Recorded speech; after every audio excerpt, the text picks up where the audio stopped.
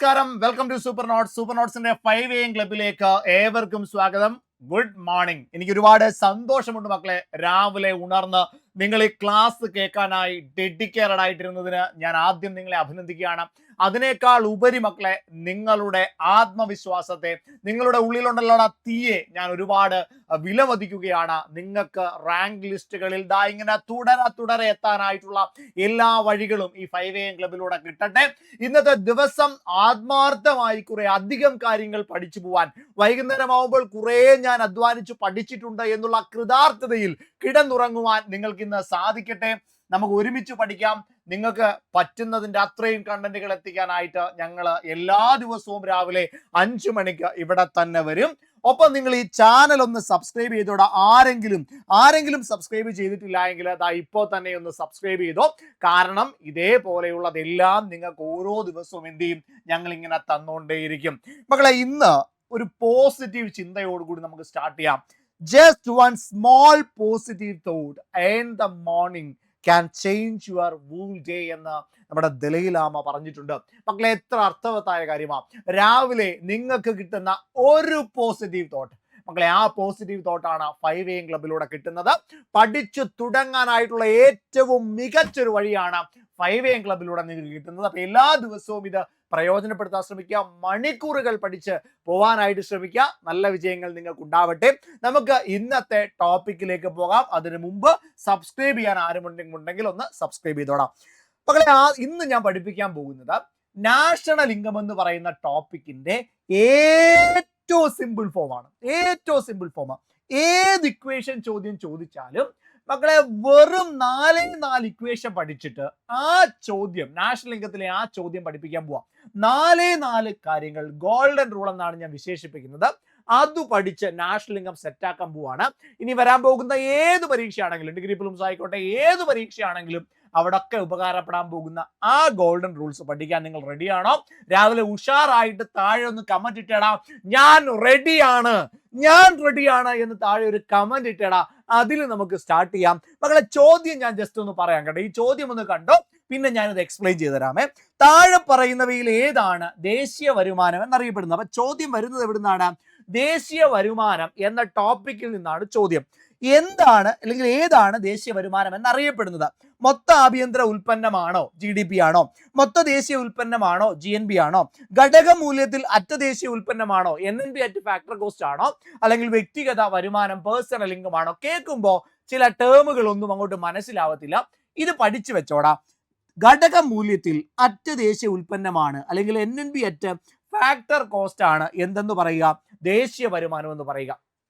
പഠിച്ചല്ലോ. ഇനി ഞാൻ എന്താണ് ദേശീയ വരുമാനം എന്നും അതിന് ഇക്വേഷൻസ് വന്നാൽ എങ്ങനെയാണ് ചെയ്യേണ്ടത് എന്നും പറഞ്ഞു തരാം. സിമ്പിൾ ആയിട്ട് 4 ഗോൾഡൻ റൂള്. ഇവിടെ ഇപ്പൊ ഇത് കോമൺ ചോദ്യമാണ്. ഇങ്ങനെ ചോദിക്കുന്നത് കുറവായിരിക്കും. ഇതേപോലെയുള്ള ചില ഘടാഘടിയൻ ചോദ്യങ്ങളായിരിക്കും ചിലപ്പോൾ കയറി വരുന്നത്. അപ്പൊ ആ സമയത്ത് നിങ്ങൾക്ക് തെറ്റിപ്പോവല്ലോ കേട്ടോ. അപ്പൊ അവിടെ തെറ്റിപ്പോവാതിരിക്കാനുള്ള വഴിയും കൂടെ ഞാൻ പറഞ്ഞുതരാം. അപ്പൊ ഇത് കുറച്ച് വലിയ ചോദ്യമാണ്. ഇതിനകത്തിൽ നിന്ന് ഇക്വേഷൻ ആണ് സോൾവ് ചെയ്യേണ്ടത്. അപ്പൊ അതിലേക്ക് ഞാൻ വരാം. അതിനു മുമ്പ് ഞാൻ എന്താണ് കഥ എന്ന് പറഞ്ഞുതരാം. അതിലാദ്യം നമുക്ക് നാഷണൽ ഇൻകം എന്താണ് എന്നൊന്ന് പഠിച്ചിട്ട് പോകാം. അപ്പൊ ജസ്റ്റ് നാഷണൽ ഇൻകം എന്താണ് എന്നുള്ള ഒരു ഇൻട്രോ ഞാൻ പറയാം. അപ്പൊ നിങ്ങൾക്ക് എല്ലാ കാര്യങ്ങളും എന്ത് ചെയ്യും, കണക്ട് ചെയ്ത് അങ്ങ് പോകാനായിട്ട് പറ്റും. മക്കളെ, നാഷണൽ ഇൻകം എന്ന് പറഞ്ഞാൽ ഇത്രയേ ഉള്ളടാ. ഒരു രാജ്യത്തെ ആകെ വരുമാനത്തെ നമുക്ക് എന്തായിട്ട് വിശേഷിപ്പിക്കാം? നാഷണൽ ഇൻകം ആയിട്ട് വിശേഷിപ്പിക്കാം. ഓരോ വർഷവും നാഷണൽ ഇൻകം ഇത്രയായിരുന്നു, കഴിഞ്ഞ വർഷത്തേതിനേക്കാൾ ഇത്ര കൂടുതലുണ്ട്, ഇത്ര കുറവുണ്ട് എന്നൊക്കെ നമ്മൾ കണക്കാക്കത്തില്ലേ? ആ ഒരു രീതിയാണ് നാഷണൽ ഇൻകം. മക്കളെ, ഇന്ത്യയിലെ നാഷണൽ ഇൻകം കണക്കാക്കുന്നത് NSO ആണ്, നാഷണൽ സ്റ്റാറ്റിസ്റ്റിക്കൽ ഓഫീസ് ആണ്, അല്ലെങ്കിൽ CSO, സെൻട്രൽ സ്റ്റാറ്റിസ്റ്റിക്കൽ ഓഫീസ് എന്നൊക്കെ പറയാം. അപ്പൊ അതിന്റെ ഫുൾ ഫോം ഓർത്ത് വെച്ചോണം. സെൻട്രൽ സ്റ്റാറ്റിസ്റ്റിക്കൽ ഓഫീസ് അല്ലെങ്കിൽ നാഷണൽ സ്റ്റാറ്റിസ്റ്റിക്കൽ ഓഫീസ് എന്നാണ്, ഓർഗനൈസേഷൻ എന്നല്ല. ഇനി ഇവർക്ക് ഡേറ്റ കൊടുക്കുന്നത് NSSO എന്ന് പറയുന്ന സ്ഥാപനമാണ്. നാഷണൽ സർവേ ഓർഗനൈസേഷൻ അല്ലെങ്കിൽ ഓഫീസ് എന്നൊക്കെ അറിയപ്പെടും. ഈ CSOയും NSSOയും കൂടി ചേർന്ന് ക്ലബ് ചെയ്തിട്ടാണ് NSO എന്ന് പറയുന്ന സ്ഥാപനം ഉണ്ടായിരിക്കുന്നത് എന്ന് കൂടി ഒന്ന് ഓർത്ത് വെച്ചേക്കാം. ഇനി മറ്റൊരു പ്രധാനപ്പെട്ട കാര്യം ഇവിടെ നിങ്ങൾ ഓർത്തിരിക്കേണ്ടത്, നാഷണൽ ഇൻകം എന്ന് പറയുന്നത് കണ്ടെത്താനായിട്ട് ഒരു ഡേറ്റ ഉപയോഗിക്കുന്നത് നമുക്ക് CPI എന്താണ് കൺസ്യൂമർ പ്രൈസ് ഇൻഡെക്സ് പോലുള്ള ഡേറ്റകളൊക്കെ നമുക്ക് അവിടെ ഉപയോഗിക്കാനായിട്ട് പറ്റുമെന്നുള്ള കാര്യം കൂടി ഒന്ന് ഓർത്ത് വെച്ചേക്കാം. ഇനി മക്കളെ വളരെ പ്രധാനപ്പെട്ട കാര്യമാണ് എന്താണ് നാഷണൽ ഇൻകം. മക്കളെ നാഷണൽ ഇൻകം എന്ന് പറയുമ്പോൾ അവിടെ 1-2 കാര്യങ്ങൾ ഓർത്തോണേ. ഒരു ഫിനാൻഷ്യൽ ഇയറിലെ അപ്പൊ എന്താ ഈ ഫിനാൻഷ്യൽ ഇയർ എന്ന് പറഞ്ഞാൽ ഒരു വർഷത്തെ ഏപ്രിൽ മാസം 1 തുടങ്ങി മാർച്ച് മാസം 31 വരെയുള്ളതാണ് എന്ത് ഫിനാൻഷ്യൽ ഇയർ. ജനുവരി 1 തൊട്ട് ഡിസംബർ 31 വരെയല്ല, ഒരു വർഷത്തിന്റെ ഏപ്രിൽ മാസം 1 തുടങ്ങി അടുത്ത വർഷം മാർച്ച് മാസം 31 വരെയാണ് ഒരു ഫിനാൻഷ്യൽ ഇയർ. ഉദാഹരണമായിട്ട് 2025-26 ഫിനാൻഷ്യൽ ഇയർ എന്ന് പറഞ്ഞാൽ ഇത്രയേ ഉള്ളൂ. 2025 ഏപ്രിൽ 1 തുടങ്ങി 2026 മാർച്ച് 31 തീരുന്നു എന്നുള്ളതാണ് ഒരു ഫിനാൻഷ്യൽ ഇയർ കൊണ്ട് ഉദ്ദേശിക്കുന്നത്. ക്ലിയർ ആണല്ലോ. അപ്പൊ ഒരു ഫേമിലെ ഒരു രാജ്യത്തെ ഒരു ഫിനാൻഷ്യൽ ഇയറിലെ ആകെ പൂർണ്ണമായ അല്ലെങ്കിൽ ആകെ പൂർത്തീകരിച്ച സാധനങ്ങളുടെയും സേവനങ്ങളുടെയും ആകെ പണമൂല്യത്തെയാണ് ദേശീയ വരുമാനം എന്ന് പറയുക. അപ്പോൾ ഒരു രാജ്യത്തെ ഒരു ഫിനാൻഷ്യൽ ഇയറിലെ ഒരു സാമ്പത്തിക വർഷത്തെ ആകെ പൂർത്തീകരിച്ച സാധനങ്ങളുടെയും സേവനങ്ങളുടെയും ആകെ പണമൂല്യത്തെ എന്തെന്ന് പറയാം? ദേശീയ വരുമാനം എന്ന് പറയാം. അപ്പൊ ദേശീയ വരുമാനം കണക്കാക്കുമ്പോൾ ഫിനാൻഷ്യൽ ഇയർ എന്താണെന്ന് അറിയണം. നമ്മൾ ഫിനാൻഷ്യൽ ഇയർ എന്താണ് എന്ന് പഠിച്ചു. രണ്ടാമത്തെ കാര്യം, അതിനൊരു ബൗണ്ടറി ഉണ്ടോ ഇല്ലയോ എന്നുള്ളത് നോക്കുക. മക്കളെ GDP ആണ് എങ്കിൽ, ഡൊമസ്റ്റിക് ആണ് എങ്കിൽ അവിടെ ബൗണ്ടറി ഉണ്ട്. അതായത് നമ്മുടെ രാജ്യത്തിനുള്ളിലുള്ളത് മാത്രമേ കൺസിഡർ ചെയ്യുള്ളൂ. പക്ഷെ നാഷണൽ ആകുമ്പോൾ ഇന്ത്യക്ക് പുറത്തും ഇന്ത്യക്കാരായിട്ടുള്ളവരൊക്കെ പണിയെടുക്കുന്നുണ്ടെങ്കിൽ അതൊക്കെ നാഷണലിനകത്തിൽ കൂട്ടും. ഓക്കെ അല്ലേ? അപ്പൊ ബൗണ്ടറി നോക്കണം. ഇനി അടുത്തത് പൂർത്തിയായോ അല്ലയോ, ഫൈനൽ ആയിട്ടുണ്ടോ അല്ലയോ എന്നുള്ളത്, ഫിനിഷ്ഡ് ഗുഡ്സ് ആണോ അല്ലയോ എന്നുള്ളത്. മക്കളെ ഇന്റർമീഡിയറ്റ് ഗുഡ്സ് ആണെങ്കിൽ നമ്മൾ എവിടെ കൺസിഡർ ചെയ്യത്തില്ല. ഇന്റർമീഡിയറ്റ് ഗുഡ്സ് ആണെങ്കിൽ നമ്മളെ നാഷണൽ ഇൻകം കാൽക്കുലേറ്റ് ചെയ്യുമ്പോൾ അത് കൺസിഡർ ചെയ്യത്തില്ല. പൂർത്തിയായ ഫിനിഷ്ഡ് ആയിട്ടുള്ളത് മാത്രമേ എന്ത് ചെയ്യത്തുള്ളൂ, ദേശീയ വരുമാനത്തിൽ നമ്മൾ പരിഗണിക്കത്തുള്ളൂ. അല്ല എങ്കിൽ പൂർത്തിയായി കഴിയുമ്പോഴും ഇതെന്ത് ചെയ്യും, റിപ്പീറ്റ് ചെയ്യും, കാസ്കേഡ് ചെയ്യും. അങ്ങനെ ഡ്യുവൽ ആയിട്ട് അത് കണക്കാക്കാതിരിക്കാൻ വേണ്ടി നമ്മളത് പൂർത്തിയായത് മാത്രമേ എടുക്കുകയുള്ളൂ. അപ്പൊ ഫൈനൽ ഗുഡ്സ് ആയിരിക്കണം. മറ്റൊന്ന് മോണിറ്ററി വാല്യൂ ഉണ്ടായിരിക്കണം, അല്ലെങ്കിൽ പണമൂല്യമുള്ളതായിരിക്കണം. എന്തുകൊണ്ടാ മക്കളെ? ഞാൻ ഒരു കൂട്ടുകാരന് ഗിഫ്റ്റ് കൊടുത്തു എന്ന് വിചാരിക്കാം. അവന്റെ കല്യാണത്തിന് ഒരു മോതിരം ഗിഫ്റ്റ് ആയിട്ട് കൊടുത്തു. ഈ ഗിഫ്റ്റ് ആയിട്ട് കൊടുത്തു എന്നുള്ളത് കൊണ്ട് എനിക്ക് പ്രത്യേകിച്ച് റിട്ടേൺ ഒന്നും കിട്ടുന്നില്ല. ശരിയല്ലേ? ഞാൻ എൻ്റെ കൂട്ടുകാരന് ഗിഫ്റ്റ് ആണ് കൊടുത്തത്. അവനൊരു പുഞ്ചിരി മാത്രമേ തന്നിട്ടുള്ളൂ. ചിലവന്മാർ അതും തരത്തില്ല, പോട്ടെ, പുഞ്ചിരി മാത്രമേ തരുള്ളൂ. അങ്ങനെ തരുന്ന പുഞ്ചിരി പണമൂല്യത്തിൽ എനിക്ക് കണക്കാക്കാമോ? പറ്റില്ല. പണമായിട്ട് എനിക്കൊന്നും എന്ത് ചെയ്യുന്നില്ല, തരുന്നില്ല. അതുകൊണ്ട് തന്നെ മോണിറ്ററി വാല്യൂ ഉള്ളത് മാത്രമേ GDP-യിൽ കണക്കാക്കുകയുള്ളൂ എന്നുകൂടി ഓർത്ത് വെച്ചേക്കാം. അപ്പൊ ഫിനാൻഷ്യൽ ഇയർ നോക്കണം, ബൗണ്ടറി നോക്കണം, ഫൈനൽ ഗുഡ് ആണോ അല്ലയോ നോക്കണം, മോണിറ്ററി വാല്യൂ ഉണ്ടോ നോക്കണം. അപ്പൊ ഒരു രാജ്യത്ത് ഒരു സാമ്പത്തിക വർഷം ഉൽപ്പാദിപ്പിക്കുന്ന ആകെ സാധനങ്ങളുടെയും സേവനങ്ങളുടെയും പണമൂല്യത്തെയാണ് ദേശീയ വരുമാനം എന്ന് പറയുന്നത്. ആ ഒരു കാര്യം ഒന്ന് ഓർത്ത് വെച്ചേക്കണം. ഇനി ഈ നാഷണൽ ഇൻകത്തില് GDP എന്ന് പറയുന്നതിൽ എന്താ വ്യത്യാസം? GDP എന്ന് പറഞ്ഞാൽ എന്താ വ്യത്യാസം? ഇത്രയേ ഉള്ളൂ മക്കളെ GDP-യുടെ വ്യത്യാസം. GDP എന്ന് പറഞ്ഞാൽ അവിടെ ഡൊമസ്റ്റിക് എന്ന് പറയുന്ന ഒരു ടേമും കൂടി കയറി വരും. അപ്പൊ ഡെഫിനേഷൻ ഇങ്ങനെ മാറും. ഒരു സാമ്പത്തിക വർഷം ഒരു രാജ്യത്തിനുള്ളിലെ, ഒരു സാമ്പത്തിക വർഷം ഒരു രാജ്യത്തിന്റെ അതിർത്തികൾക്കുള്ളിലെ ആകെ സാധനങ്ങളുടെയും പൂർണ്ണമായ സാധനങ്ങളുടെയും സേവനങ്ങളുടെയും പണമൂല്യത്തെ എന്തെന്ന് പറയാം? ദേശീയ വരുമാനം അല്ലെങ്കിൽ GDP, ഗ്രോസ് ഡൊമസ്റ്റിക് പ്രോഡക്റ്റ് എന്ന് പറയാം. ഇനി ഇവിടെ ഒരു കാര്യം കൂടി ഒന്ന് ഓർത്തു വെക്കണം മക്കളെ, വളരെ പ്രധാനപ്പെട്ടതാണ്. ഫുൾ ഫോമുകൾ പരീക്ഷകൾക്ക് നിരന്തരമായിട്ട് വരുന്നതാണ്. ഫുൾ ഫോമുകൾ ഒന്ന് പഠിച്ചു വെച്ചോണടാ. GDP-യുടെ ഫുൾ ഫോം എന്താണ്? GDP എന്ന് പറഞ്ഞാൽ ഗ്രോസ് ഡൊമസ്റ്റിക് പ്രോഡക്റ്റ് എന്നാണ്. ഇനി GNP ആകുമ്പോഴോ ഗ്രോസ് നാഷണൽ പ്രോഡക്റ്റ് എന്നാകും. അടുത്ത നോക്കിയേ, NDP എന്നാണെങ്കിലോ നെറ്റ് ഡൊമസ്റ്റിക് പ്രോഡക്റ്റ് എന്നാകും. ഇനി NNP ആണെങ്കിലോ നെറ്റ് നാഷണൽ പ്രോഡക്റ്റ് എന്നാകും. ഇനി അതേപോലെ NNP അറ്റ് മാർക്കറ്റ് പ്രൈസ് എന്നോ NNP അറ്റ് ഫാക്ടർ കോസ്റ്റ് എന്നോ ആണെങ്കിലോ, NNP അറ്റ് മാർക്കറ്റ് പ്രൈസ് ആണെങ്കിൽ net national product at market price എന്നും NNB അറ്റ് ഫാക്ടർ കോസ്റ്റ് ആണെങ്കിൽ net national product at factor cost എന്നും പറയാം. ഇനി ഇവിടെ ഒരു കാര്യം കൂടി ക്ലിയർ ആക്കിയിട്ട് നമുക്ക് അടുത്തതിലേക്ക് പോകാം. മക്കളെ, എന്താണ് ഫാക്ടർ കോസ്റ്റ്, എന്താണ് മാർക്കറ്റ് പ്രൈസ്? മക്കളെ, ഫാക്ടർ കോസ്റ്റ് എന്ന് പറഞ്ഞാൽ ഇത്രയേ ഉള്ളൂ. ഒരു ഗുഡ്സ് പ്രൊഡ്യൂസ് ചെയ്യണമെങ്കിൽ 4 ഫാക്ടേഴ്സ് ഓഫ് പ്രൊഡക്ഷൻ വേണം. അത് കൂടുതൽ ഡീറ്റെയിൽ ആയിട്ട് നമുക്ക് അടുത്ത ക്ലാസ്സിൽ നോക്കാം. ഒരു ഗുഡ്സ് പ്രൊഡ്യൂസ് ചെയ്യണമെങ്കിൽ 4 ഫാക്ടേഴ്സ് ഓഫ് പ്രൊഡക്ഷൻ മസ്റ്റ് ആയിട്ട് വേണം. അതിൽ ഒന്നാമത്തത് ലാൻഡ് ആണ്, രണ്ടാമത്തത് ലേബർ ആണ്, മൂന്നാമത്തത് ക്യാപിറ്റൽ ആണ്, നാലാമത്തത് ഓൺട്രപ്രണർ ആണ്. ഇത്രയും കാര്യങ്ങൾ വേണം. മക്കളെ, ലാൻഡിന് റിട്ടേൺ ആയിട്ട് റെന്റ് കിട്ടും, ഓക്കെയാണ്. ലേബറിന് റിട്ടേൺ ആയിട്ട് വേജ് കിട്ടും, ഓക്കെയാണ്. ക്യാപിറ്റലിന് റിട്ടേൺ ആയിട്ട് ഇൻട്രസ്റ്റ് കിട്ടും, കുഴപ്പമില്ല. ഓൺട്രപ്രണർക്ക് റിട്ടേൺ ആയിട്ട് പ്രോഫിറ്റ് കിട്ടും. മക്കളെ, ഇതാണ് factor cost. Factors of production വേണ്ടി വരുന്ന കോസ്റ്റ് എന്താണോ അതാണ് എന്ത് എന്നറിയപ്പെടുക? Factor cost എന്നറിയപ്പെടുക. അപ്പൊ ഇതെല്ലാം കൂടി ചേരുന്ന റെന്റും, അതേപോലെ വേജും, അതേപോലെ ഇൻട്രസ്റ്റും, അതേപോലെ പ്രോഫിറ്റും, ഈ 4 കാര്യങ്ങളും കൂടി ചേർന്ന് വരുന്നതിനെയാണ് ഫാക്ടർ കോസ്റ്റ് എന്ന് പറയുക. ഇതിൽ എന്തില്ല? ഇതിൽ ടാക്സ് ഇല്ല. കാരണം ഫാക്ടർ കോസ്റ്റിൽ ഇത് ഗോഡൌണിൽ വരെയാണ് നമ്മൾ സൂക്ഷിക്കുക. മാർക്കറ്റിലേക്ക് ഇറങ്ങുമ്പോൾ അവിടെ സ്വാഭാവികമായിട്ടും എന്ത് വരുവടാ? ടാക്സ് വരും. ആ ടാക്സും കൂടി വരുമ്പോഴാണ് എന്തായിട്ട് മാറുന്നത്? മാർക്കറ്റ് പ്രൈസ് ആയിട്ട് മാറുന്നത്. അപ്പൊ എന്ത് ടാക്സാ? ഇൻഡയറക്ട് ടാക്സ് അല്ലേ മക്കളെ ഗുഡ്സിന് കൊടുക്കുക? ഇൻഡയറക്ട് ടാക്സ് അല്ലേ?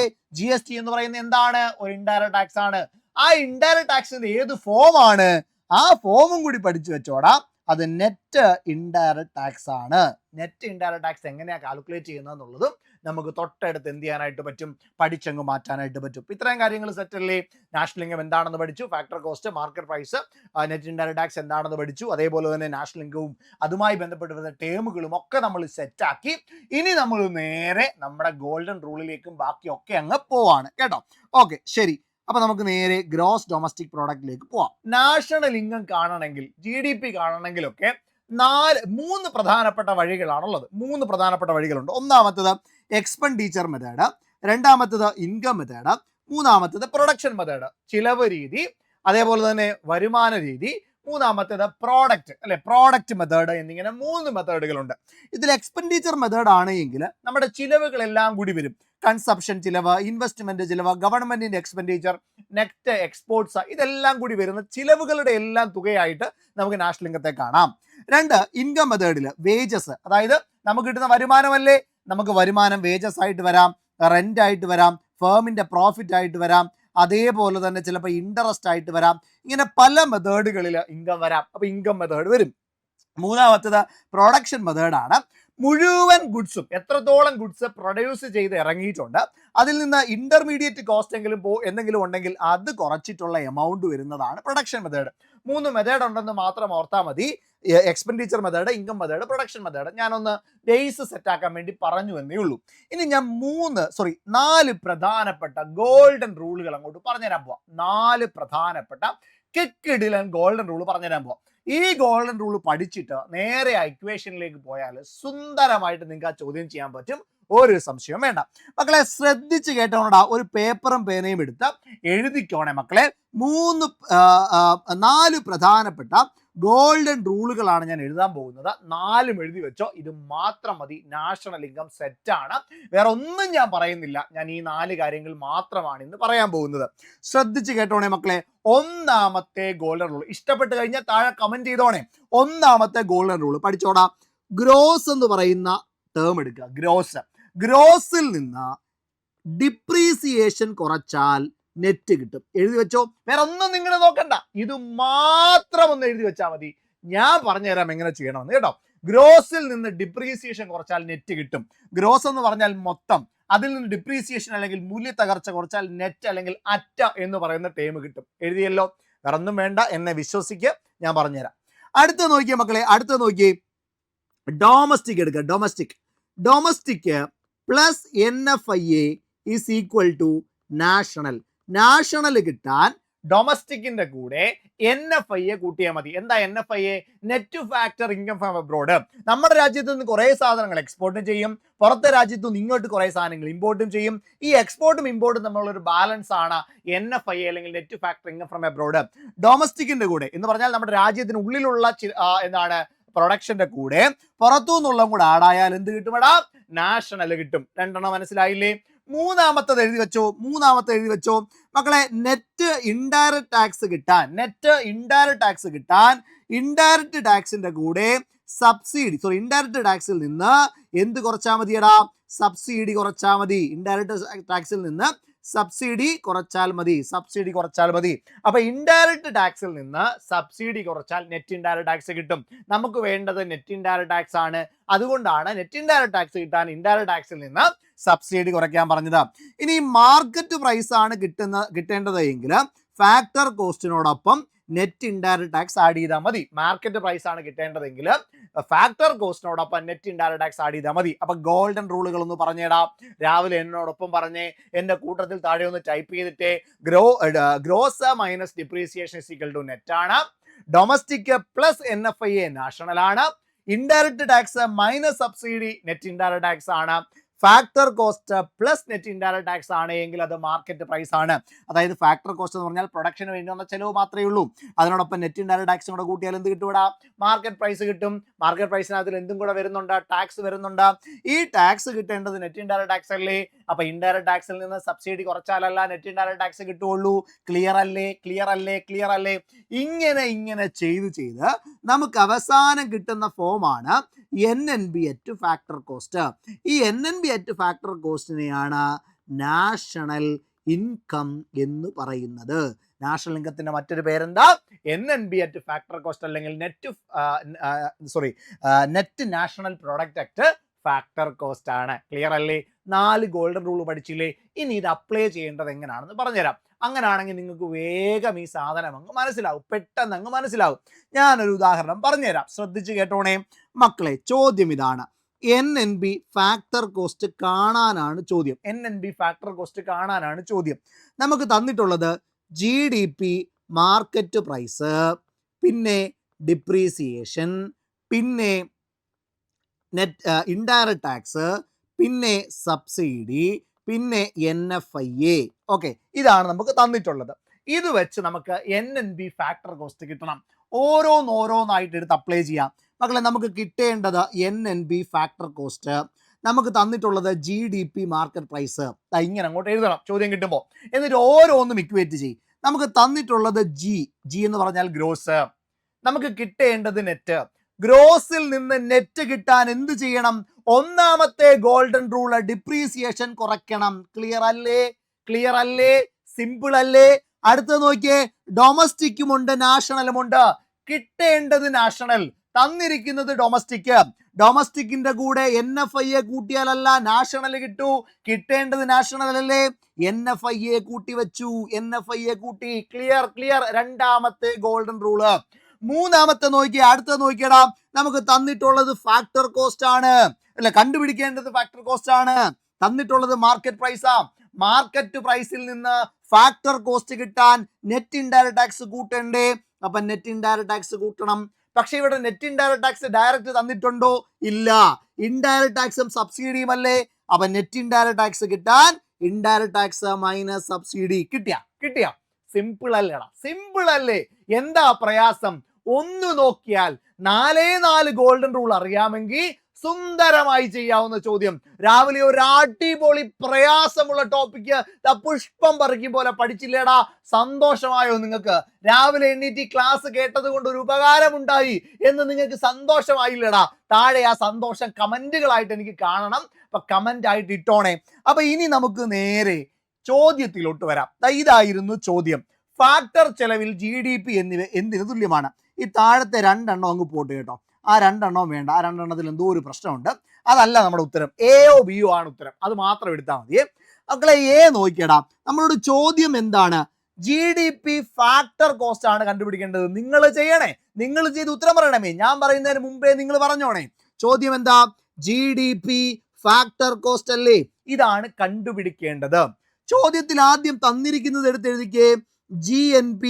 GNB മാർക്കറ്റ് പ്രൈസ് ആണ് തന്നിരിക്കുന്നത്. ശരി, ആദ്യത്തെ ഇതെടുത്തു. നമുക്ക് ഗ്രോസിൽ നിന്ന് ഗ്രോസിലോട്ടാണ് പോകേണ്ടത്. അപ്പൊ അവിടെ മാറ്റം ഒന്നും വേണ്ട. ഡിപ്രീസിയേഷനിൽ ഒരു കളിയില്ല, വേണ്ട. അടുത്ത് നോക്കിയേ, ഡൊമസ്റ്റിക്കും നാഷണൽ തന്നിട്ടുണ്ട്. ഡൊമസ്റ്റിക്കിലോട്ട് പോകണം. എടാ നാഷണൽ തന്നിട്ട് ഡൊമസ്റ്റിക്കിലോട്ട് പോകണമെങ്കിൽ നേരെ തിരിച്ച് ചെയ്താൽ പോരെ. നമുക്ക് ഞാൻ പറഞ്ഞത് എന്താണ്, ഡൊമസ്റ്റിക് തന്നിട്ട് നാഷണൽ കാണാൻ പറഞ്ഞാൽ NFI കൂട്ടണം.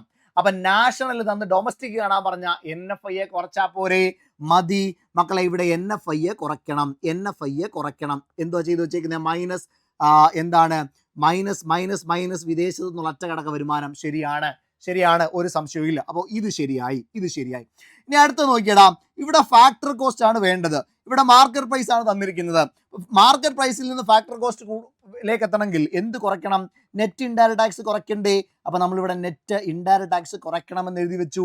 ഇവിടെ എന്തോ വെച്ചേക്കുന്നേ, മൈനസ് അറ്റ പരോക്ഷ നികുതി. ശരിയാണ്. അപ്പൊ അറ്റ പരോക്ഷ നികുതിയും കുറയ്ക്കണം, അതും ശരിയാണ്, സംശയമൊന്നും വേണ്ട.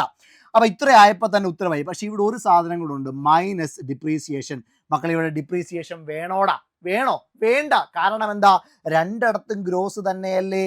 അപ്പൊ ഡിപ്രീസിയേഷൻ എന്തിനാ? അങ്ങനെ എ ഓപ്ഷൻ തെറ്റാണെന്ന് കിട്ടിയോ? എ ഓപ്ഷൻ തെറ്റാണെന്ന് കിട്ടിയോ? പെട്ടെന്ന് കിട്ടിയില്ലേടാ. ഇനിയും ബി ഓപ്ഷനിലോട്ട് പോയാൽ പോരെ. ഇനിയും ബിയും ഇതേപോലെ തന്നെ ഒന്ന് ചെയ്തു നോക്കിയേ. സിമ്പിളായിട്ട് നമുക്ക് കണ്ടുപിടിക്കേണ്ടത് GDP ഫാക്ടർ കോസ്റ്റ് തന്നിട്ടുള്ളത് NNP മാർക്കറ്റ് പ്രൈസ്. ഓരോന്നോരോന്ന് ചെയ്തേടാ. ആദ്യം നെറ്റിനെ ഗ്രോസ് ആക്കണം. നെറ്റിനെ തിരിച്ച് ഗ്രോസ് ആക്കണമെങ്കിൽ ഡിപ്രീസിയേഷൻ കൂട്ടണം. ശരിയാണോ? ഡിപ്രീസിയേഷൻ കൂട്ടണ്ടേ? ഗ്രോസിനെ നെറ്റ് ആക്കണമെങ്കിൽ ഡിപ്രീസിയേഷൻ കുറയ്ക്കണം. നെറ്റിനെ തിരിച്ച് ഗ്രോസ് ആക്കണമെങ്കിൽ ഡിപ്രീസിയേഷൻ കൂട്ടണം. ഡിപ്രീസിയേഷൻ ഇവിടെ കൂട്ടിയിട്ടുണ്ടോ? നോക്കിയേ മക്കളെ, ഡിപ്രീസിയേഷൻ കൂട്ടിയിട്ടുണ്ടോ? പ്ലസ് മൂല്യ തകർച്ച, ഡിപ്രീസിയേഷൻ കൂട്ടിയിട്ടുണ്ട്. അപ്പൊ അത് ശരിയാണ്. അടുത്ത് നോക്കിയേ, നാഷണലിനെ ഡൊമസ്റ്റിക് ആക്കണം. അപ്പൊ എന്ത് കുറയ്ക്കണം? NFI കുറയ്ക്കണം. മൈനസ് വിദേശത്തു നിന്നുള്ള അറ്റകടക വരുമാനം. NFI കുറച്ചു, അതും ശരിയാണ്. അടുത്ത് നോക്കിയടാ, അടുത്ത് നോക്കിയേ, മാർക്കറ്റ് പ്രൈസിനെ ഫാക്ടർ കോസ്റ്റ് ആക്കണം. നെറ്റ് ഇൻഡയറക്റ്റ് ടാക്സും കൂടി എന്ത് ചെയ്യണം? നെറ്റ് ഇൻഡയറക്റ്റ് ടാക്സ് അങ്ങോട്ട് കൂട്ടിക്കൊടുക്കണം. അപ്പൊ നെറ്റ് ഇൻഡയറക്റ്റ് ടാക്സ് എന്ത് ചെയ്ത് കൊടുക്കണോടാ? കുറച്ച് കൊടുക്കണം. കാരണം മാർക്കറ്റ് പ്രൈസിൽ നിന്ന് ഫാക്ടർ കോസ്റ്റ് അല്ലേ ആക്കേണ്ടത്. മാർക്കറ്റ് പ്രൈസിൽ നിന്ന് ഫാക്ടർ കോസ്റ്റ് ആക്കണമെങ്കിൽ നെറ്റ് ഇൻഡയറക്റ്റ് ടാക്സ് കുറച്ച് കൊടുക്കണം. ഇവിടെ എന്തോ ചെയ്തേക്കുന്നേ, മൈനസ് അറ്റ പരോക്ഷ നികുതി. ശരിയല്ലേ ബി ഓപ്ഷൻ? ശരിയല്ലേ ബി ഓപ്ഷൻ? സിമ്പിൾ അല്ലേ? എന്തേലും പാടുണ്ടോ? പെട്ടെന്ന് ഉത്തരത്തിലോട്ട് എത്താൻ പറ്റും. മക്കൾ, ഇതിന്റെ ഒരു ഗ്രാമാറ്റിക്കൽ, ഒരു ഡയഗ്രാമാറ്റിക് റെപ്രസെന്റേഷൻ കൂടെ ഞാൻ കാണിച്ചു തരാം. ശ്രദ്ധിച്ചു കേട്ടോണേ. നമുക്ക് തന്നിട്ടുള്ളത് NDP ഫാക്ടർ കോസ്റ്റ് ആണെന്ന് വിചാരിക്കാം. Net domestic product at factor cost ആണ് തന്നിട്ടുള്ളതെന്ന് വിചാരിക്കാം. Net domestic product at factor cost. മക്കൾ, ഇതിന്റെ കൂടെ ഡിപ്രീസിയേഷൻ കൂട്ടിയാൽ എന്ത് സംഭവിക്കും? നെറ്റിനോടൊപ്പം ഡിപ്രീസിയേഷൻ കൂട്ടിയാൽ അത് ഗ്രോസ് ആയിട്ട് മാറുമല്ലോ. അപ്പൊ GDP അറ്റ് ഫാക്ടർ കോസ്റ്റ് ആയിട്ട് മാറും. വേറെ ഒന്നിനും മാറ്റമില്ല, ഡിപ്രീസിയേഷൻ മാത്രമേ കൂട്ടിയുള്ളൂ. ഇനി ഇതിനോട് നെറ്റ് ഇൻഡയറക്റ്റ് ടാക്സും കൂടെ കൂട്ടിയാൽ എന്ത് സംഭവിക്കും? ഫാക്ടർ കോസ്റ്റിനോട് നെറ്റ് ഇൻഡയറക്റ്റ് ടാക്സ് കൂട്ടിയാൽ എന്താ സംഭവിക്കുക? മാർക്കറ്റ് പ്രൈസ് ആവും. അപ്പൊ അത് GDP അറ്റ് മാർക്കറ്റ് പ്രൈസ് ആയിട്ട് മാറിയില്ലേ? ഇനി അടുത്ത് നോക്കിയേ, ഇതിൽ നിന്ന് ഡിപ്രീസിയേഷൻ കുറച്ചാൽ എന്ത് സംഭവിക്കും? ഗ്രോസിൽ നിന്ന് ഡിപ്രീസിയേഷൻ കുറച്ചാൽ നെറ്റ് അല്ലേ കിട്ടുക. അപ്പൊ NDP മാർക്കറ്റ് പ്രൈസ് ആയിട്ട് മാറിയില്ലേ? കണ്ടോ, NDP മാർക്കറ്റ് പ്രൈസ്. ഇനി ഇതിന്റെ കൂട്ടത്തിൽ net factor income from abroad add ചെയ്തു. ഡൊമസ്റ്റിക്കിന്റെ കൂടെ NFI ആഡ് ചെയ്താൽ അത് എന്തായിട്ട് മാറും? NNP ആയിട്ട് മാറും. എന്നിട്ട് നെറ്റ് ഇൻഡയറക്റ്റ് ടാക്സ് കുറച്ചു. മാർക്കറ്റ് പ്രൈസ് ആണ് തന്നിരിക്കുന്നത്. നെറ്റ് ഇൻഡയറക്റ്റ് ടാക്സ് കുറച്ചാൽ എന്ത് സംഭവിക്കും? ഫാക്ടർ കോസ്റ്റ് NNP-FC എന്ന് കിട്ടിയോ? കണ്ടോ, സിമ്പിൾ അല്ലേ? ഇനി നോക്കിയേ, ഡിപ്രീസിയേഷൻ വീണ്ടും കൂട്ടി. NNP-FC ആണ്. നെറ്റിന്റെ കൂടെ ഡിപ്രീസിയേഷൻ കൂട്ടിയാൽ എന്താകും? ഗ്രോസ് ആകും. GNP-FC ആയിട്ട് മാറി. ഇനി നോക്കിയേ, നെറ്റ് ഇൻഡയറക്റ്റ് ടാക്സ് വീണ്ടും കൂട്ടി. ഫാക്ടർ കോസ്റ്റിനോടെ നെറ്റ് ഇൻഡയറക്റ്റ് ടാക്സ് കൂട്ടിയാൽ എന്താകുമെടാ? മാർക്കറ്റ് പ്രൈസ് ആകും. GNP at market price. ഇനി വീണ്ടും നോക്കിയടാ, ഡിപ്രീസിയേഷൻ കുറച്ചു. അപ്പൊ അത് NNP അറ്റ് മാർക്കറ്റ് പ്രൈസ് ആയിട്ട് മാറി. ഡിപ്രീസിയേഷൻ കുറയ്ക്കുമ്പോൾ എന്താ? ഗ്രോസിൽ നിന്ന് ഡിപ്രീസിയേഷൻ കുറച്ചാൽ നെറ്റ് ആയിട്ട് മാറും. ഇനി അടുത്തത് നോക്കിയടാ, NNP at factor cost. Net factor income from abroad add ചെയ്തു. അപ്പൊ നാഷണൽ എന്തായിട്ട് മാറി?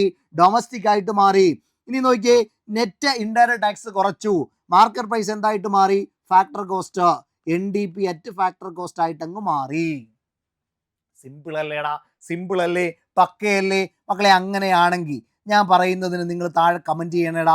അങ്ങനെയാണെങ്കിൽ ഞാൻ താഴെ പറയുന്നതിനൊന്ന് കമന്റ് ചെയ്തേ മക്കളെ. നെറ്റിൽ ഗോൾഡൻ റൂൾ ആണേ പറയുന്നേ, നെറ്റ് ഗ്രോസിന്റെ കൂടെ എന്ത് ചെയ്യുമ്പോഴാണ് നെറ്റ് കിട്ടുന്നത്? താഴെ കമന്റ് ചെയ്യണേ. ഗ്രോസിന്റെ കൂടെ എന്ത് ചെയ്യുമ്പോഴാണ് നെറ്റ് കിട്ടുന്നത്? രണ്ടാമത്തത്, ഡൊമസ്റ്റിക്കിന്റെ കൂടെ എന്ത് ചെയ്യുമ്പോഴാണ് നാഷണൽ കിട്ടുന്നത്? താഴെ കമന്റ് ചെയ്യണം. ഡൊമസ്റ്റിക്കിന്റെ കൂടെ എന്ത് ചെയ്യുമ്പോഴാണ് നാഷണൽ കിട്ടുന്നത്?